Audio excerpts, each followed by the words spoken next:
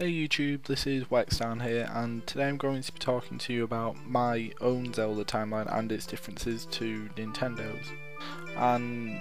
before I start this, I know Nintendo has already released their official timeline and they must be correct and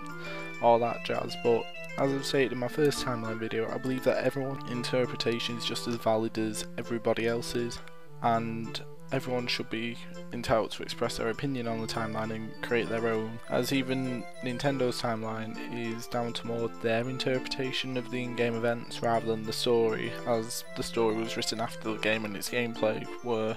already created. Now, as you can see, the tops of our timelines are identical with the first 4 games, and we do actually share 2 splits on the timeline, and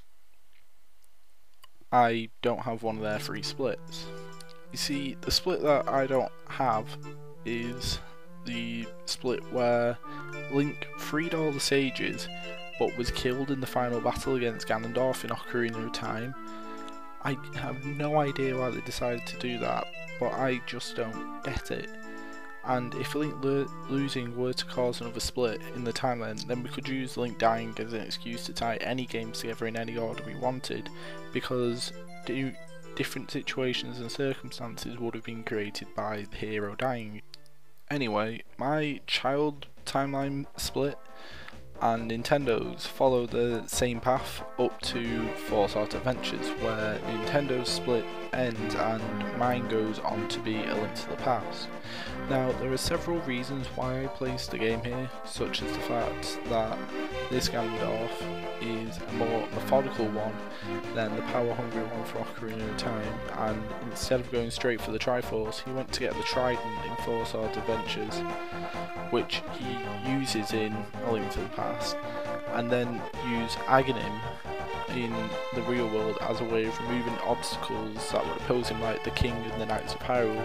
which explains why this Ganondorf can get a full Triforce as opposed to just the piece of power.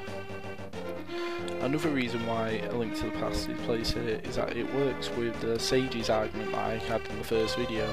The sages at the start look like the ones from Twilight Princess, and they would still be the sages that were in control in this timeline, and these sages were the ones that sealed them away, as well as the fact that the maidens don't have to match up with the Ocarina of Time sage and instead look like Hylian descendants of the sages and look like the maidens of Four Swords Adventures. And a third reason I placed it here was to tie all the Temple of Time connections that I mentioned in my first timeline video, wherein there were obvious things that were trying to connect Ocarina of Time and Twilight Princess and A Link to the Past, and it can't really be ignored. The next games in my timeline are the Oracle games, followed by Link's Awakening, which I won't really explain since there's no difference to what happens on Nintendo's part of the timeline referring to them. So there's probably the same reasons behind that, but I will say that I think the mini split here that I've used is a good way to demonstrate the way the Oracle games are meant to be played. Like,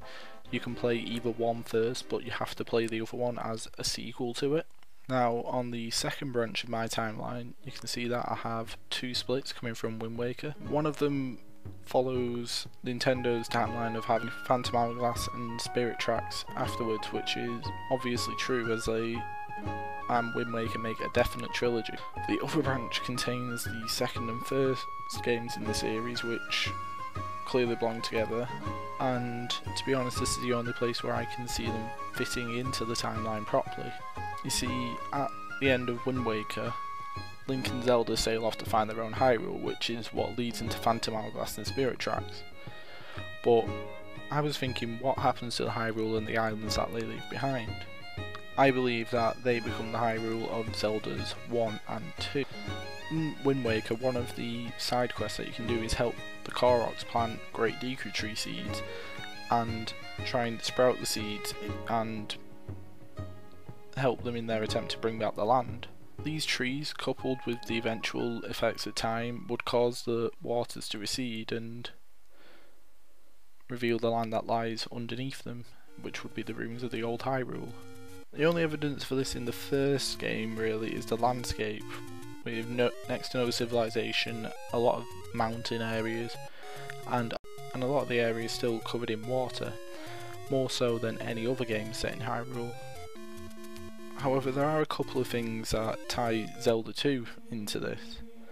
such as the main castle from Zelda 2. Zelda 2's castle was surrounded by water and connected to mainland via a bridge on one side, which is just like the old Hyrule castle from Wind Waker was. Now, the towns in Zelda 2 share their name with the sages of Ocarina of Time, and if the castle were to survive, it's likely the glass windows in its basement would too, and that would allow people to learn of the sages and name their towns after them, because they did help save Hyrule from Ganondorf. And a final point that ties Zelda 2 here is that this part of the timeline would be ideal for the tragedy of Zelda the First, as it's a new kingdom. And so to have a naming tradition at the start of the new kingdom would be ideal, rather than having it towards the end of a timeline like Nintendo does. And so that's my Zelda timeline and how it's different to Nintendo's. Please comment and respond and tell me what you think of it, if you think I'm right or wrong, and I'll try responding to everyone that I get a message from. Now hopefully I'll start doing videos that are a bit different, since I don't just want to be talking about the timeline forever. Anyway, I'll see you later, YouTube.